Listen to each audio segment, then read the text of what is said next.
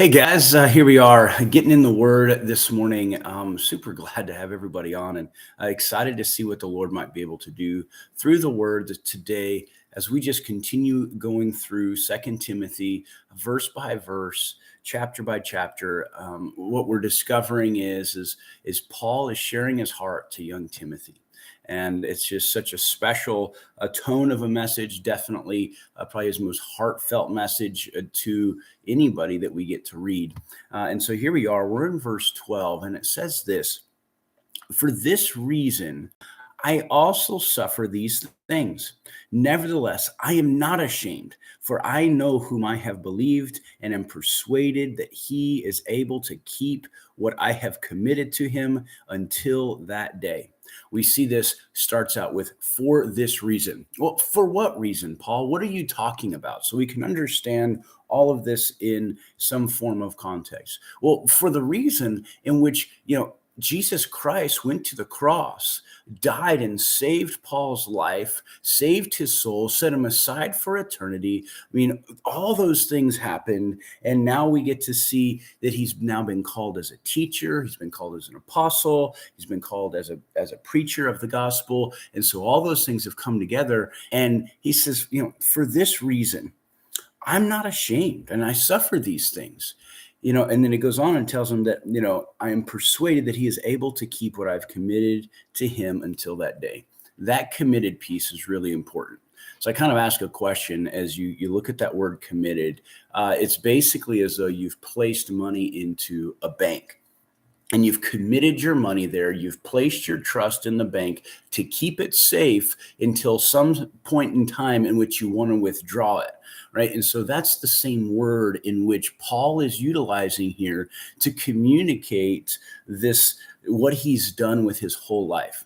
And it's so could you imagine you go and maybe you've made an investment in something, maybe you've loaned somebody money, and as you've made that decision, you've made that loan, you've made that investment, you've put it out there, you found that you don't get it back, or you lose money on your investment, and you look and you're like, that was a dumb decision. Why would I have ever done that? And I don't ever want to do that again. You would have said, hey, I was ashamed of that decision. I was ashamed of that season of my life. I was ashamed of that decision, everything that happened is it involved that particular issue. There would be some sense of embarrassment, something you don't want to talk about a whole lot, something you just kind of sweep under the rug, all that sort of stuff. Well, what he's saying is that he's just made the wisest decision any man could make, where he has committed not just some money, but he's committed his entire life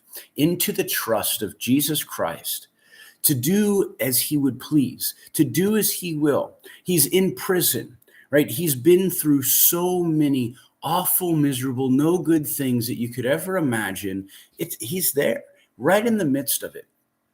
And you look at that and you take a step back and you say, man, was it really worth it, Paul? Was it worth being beaten? Was it worth being thrown into prison? Was it worth being shipwrecked? Was it worth? And he here makes it clear.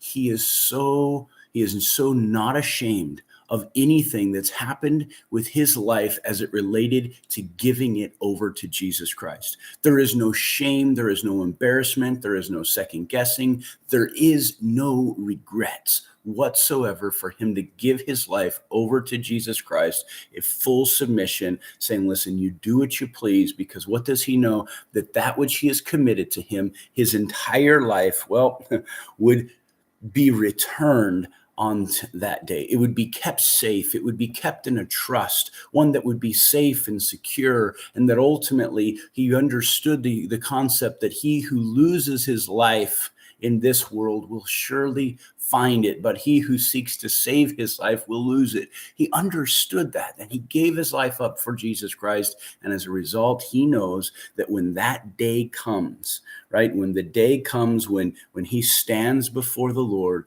that all those things that he's put trust in will ultimately provide an incredible return. So that's what we've got to look at it. We've got to ourselves say, you know what? is this the best place we can put our time, our energy, our resources, our whole heart, our whole commitment?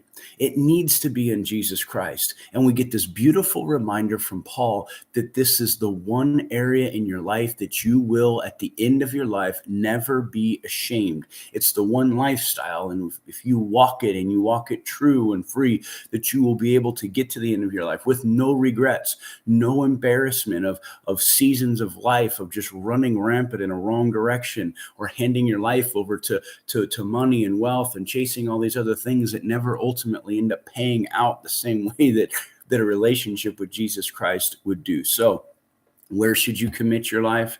Where should you commit your resources? It must only be here in Jesus Christ. Just as Paul would share with Timothy, he is not ashamed.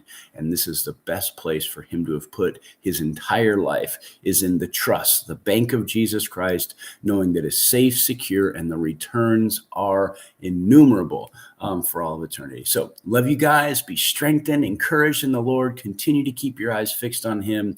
And I look forward to seeing you guys bright and early tomorrow morning. God bless y'all.